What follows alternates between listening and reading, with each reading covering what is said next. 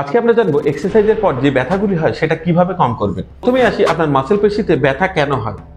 এটাকে delay onset muscle soreness বলে, অর্থাৎ ডুমস। এটা আপনার ওয়েট ট্রেনিং এর 24 থেকে 48 ঘন্টা পর হতে পারে। আপনি যখনই ওয়েট ট্রেনিং বা এক্সারসাইজ করেন তখন আপনার মাসেল টিস্যুর মধ্যে ফ্রিকশন হয়, যার ফলে আপনার মাসেল টিস্যুগুলো ব্রেকডাউন হয়। এটা খুবই কমন।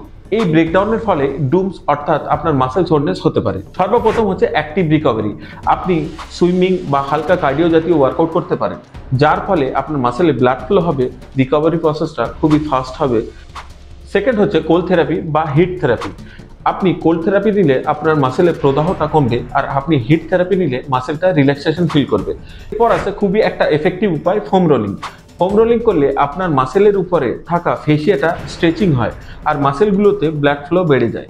ব্যথা থেকে দ্রুত মুক্তি পেতে চাইলে এই টিপসগুলি তো অ্যাপ্লাই করবেন, তার সঙ্গে সঙ্গে একটা হাই প্রোটিন ডায়েট নিন।